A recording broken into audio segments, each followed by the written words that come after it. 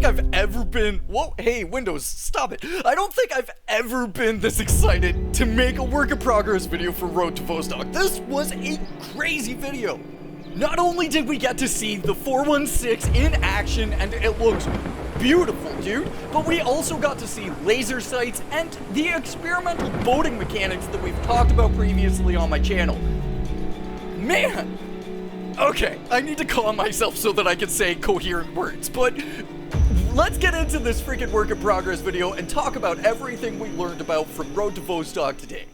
So the first thing that we were introduced to in this work in progress video are foliage variations, and the question that I have is whether or not these foliage variations are going to be things that vary each time we load into the map, or if they're going to be foliage variations that load just like as you create your character and stuff. We're going to have to figure that one out as we go along, but we know that there's going to be a lot of procedural loot generation, so it's going to be interesting to see if these foliage variations are equally going to be a generated feature of Road to Vostok. Next up, we gotta look at some storm improvements, and the sound effects are really, really good and really immersive.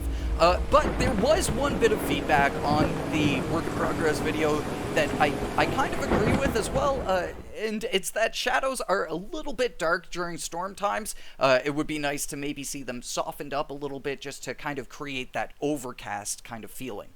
Next up, we got a look at candles, and as a Patreon, I've seen the candles actually for about a month now, but the cool thing that I didn't know about is that these candles are going to be an interactive feature of the game. And one of my favorite things about Road to Vostok, as we go along throughout the development, is the focus on immersion, the focus on interactivity in the game world, and the candles are a great example of this. As well, if you look closely in this candle shot, we see a gun on the table, and this could potentially be the brand new K416, the HK416, that's going to be an endgame weapon, or it could also be the RK62 and be a set spawn location for it. I'm definitely going to be looking for this little cabin to see if we can find this gun in the beta. If we pop a freeze frame here really quickly though, we get to see all of the weapons that are going to be coming, hopefully, to the beta later on this month. So first off, we have a Glock, then we have the MP5, then we have the pump action shotgun, then we got the RK62, the M4, the HK416, and then the Sacco 32, I believe? Sacco 85, jeez, what the heck are numbers? In this work in progress, not only did we get to see the 416 in action, but we also got to hear it with a suppressor on, which I'm pretty sure this is our first time hearing a suppressed weapon in Road to Vostok. And it sounds really, really good. I'm very much enjoying the direction, the sound direction of guns in this game.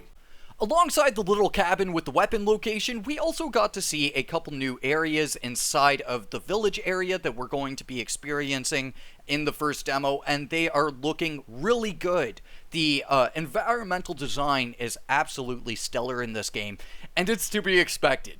Auntie, the developer, literally taught this stuff, so we're just seeing the work of a master here, basically.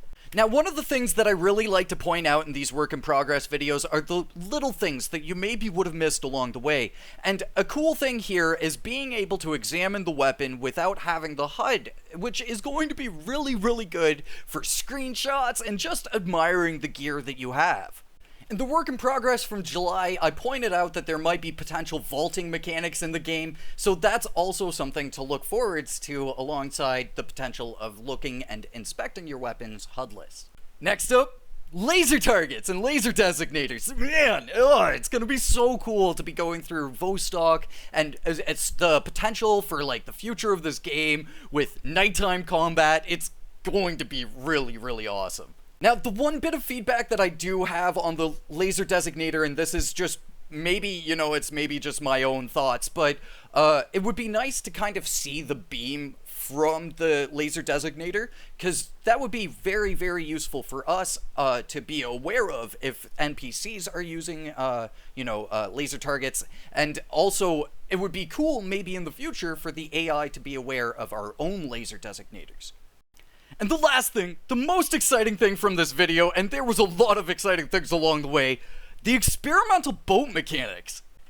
If you guys have watched my video on the real-world location of Road to Vostok, we talk pretty heavily about the future potential of boating mechanics in the maps of Vostok, and it's really awesome to see them coming along here. It's going to be really, it's going to be such a unique experience to be boating down rivers and across lakes and potentially towards, towns and stuff like that, all while having this really hardcore shooter. You might have to cross, a body of water with a boat or something like that in order to cross the border into Vostok.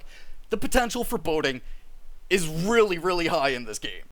Another thing to be admired in this shot is the reflections on the water.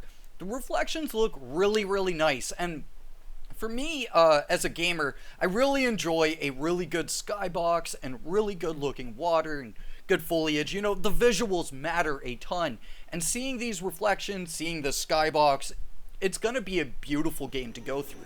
Outside of that, in the work in progress, we also got to hear a new audio track, and that's just very nice to hear. I'm really enjoying all of the music that we've heard so far from Road to Vostok. So, from the 416, the immersive candles, the environmental design, and the experimental boating mechanics, I want to know, what do you guys think about the latest work in progress video from Road to Vostok? For me, I'm chuffed to bits about how this thing is progressing. It looks to be an amazing video game, and I just can't wait to get my hands on it. Hopefully, later on in September here, just maybe even just a few weeks away, which is crazy to think about. We're going to be having a video on what to expect in the Road to Vostok demo very soon, alongside another really spicy video I've been working on this week for RTV. So subscribe if you haven't to stick around for a ton more content on this game. But outside of that, I just want to say thank you very much for watching this video. Hopefully you all enjoyed, and I will catch you all in the next one. Until then, peace.